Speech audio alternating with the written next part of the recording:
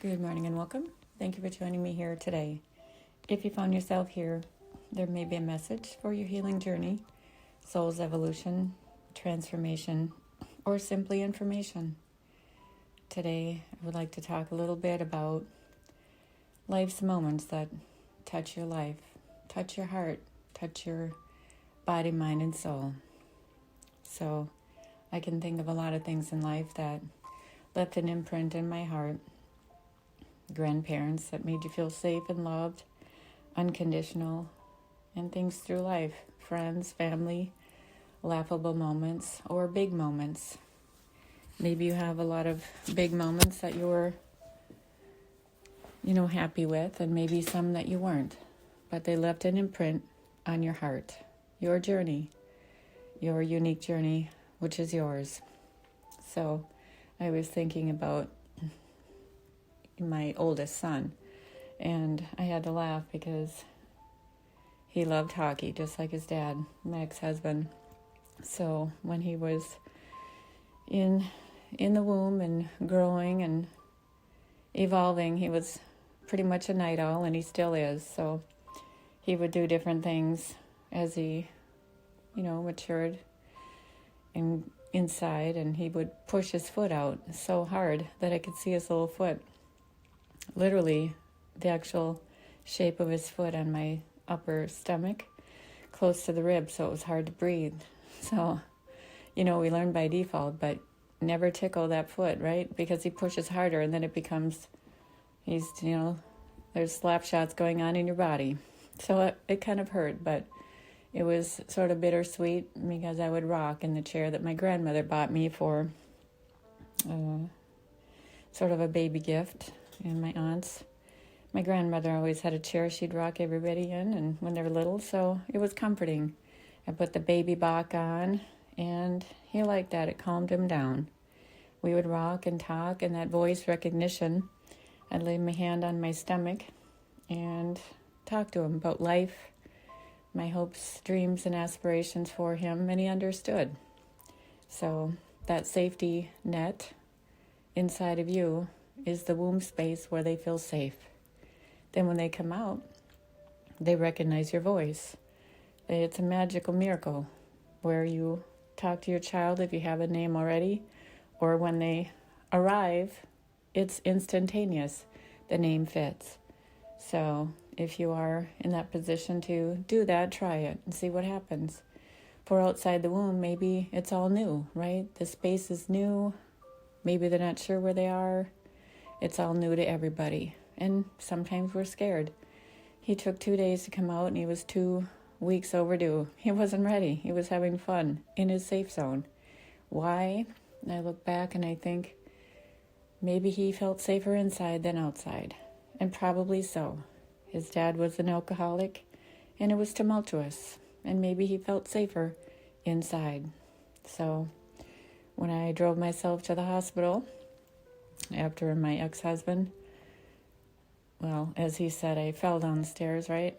So I drove myself with a stick shift all the way to the hospital. There was lots of people there scurrying around, and I've never seen my OB docs run so fast. All the equipment in there, checking heartbeats and all of that. And good thing, my dad and grandpa, showed me a lot about a lot of vehicles.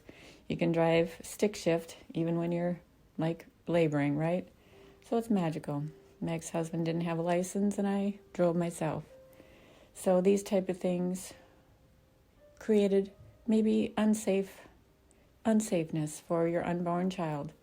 So you would talk to the child and let him know he's safe, loved, nurtured, and cared for. And when he finally made his way out, I tell you, I think there was 8 shift changes, and everybody else in this wonderful hospital was ready for the baby to come out. But I was then scared. I wasn't sure what was going to happen. But I knew those protective mama bear instincts were intact, no matter if my husband was there or not. My doctor said, "Do you want me to go call your hubby?" I said, "Hell no, let's get this over with. I'm done. I'm tired." 2 days later, my feet were swollen. It was July, hot as hell. Let's get it done. So eventually he showed up, and he loved our son, of course. They're a lot alike to this day. But the beautiful thing is, it's your job to protect your children and keep people safe. And sometimes your heart is scared, right? What's inside is your heart, and your outside is your shell to protect it. So if your heart has been wounded or scared, it's your job to maybe see why. Unpack the experience and those touchable moments, the beautiful bliss about all these people helping you to create a space to have joy, peace, and harmony in your life with your newborn. And going home, it was a beautiful celebration, and literally hockey sticks all over our garage, taped on. My ex-husband was very good at hockey, and that's what they enjoyed together, those common things. And then, of course, years later, once I moved on, I had to remove myself from the situation of abuse, alcoholics. And I remember asking my grandmother if it was okay. When you're Catholic and you grow up that way, you have to get approval. It's like nobody lives behind closed doors and knows what you went through, but you have to get approval. So I did, no problem. They annulled the marriage, which in hindsight it's like, well, let's think about this logically. You annul something that happened to give you approval to allow me to be in your faith. Well, that's kind of cruel, because then they sort of punished you anyway. But I still have faith. I still believe in how I grew up, and my grandparents were like that. But then you have to find other things. So you grow and evolve, right? And you study different things because you want to know all. What do you connect with? And that's what it is, the beautiful things in life. What do you connect with? How do you keep yourself safe? How do you protect your heart when you've gone through tumultuous experiences? Well, later on in life, maybe you circle back and it's not about your divorce that took a couple years because somebody's angry and hurt and they haven't healed their inner child. And now you circle back and you look at what happened to your child through these experiences.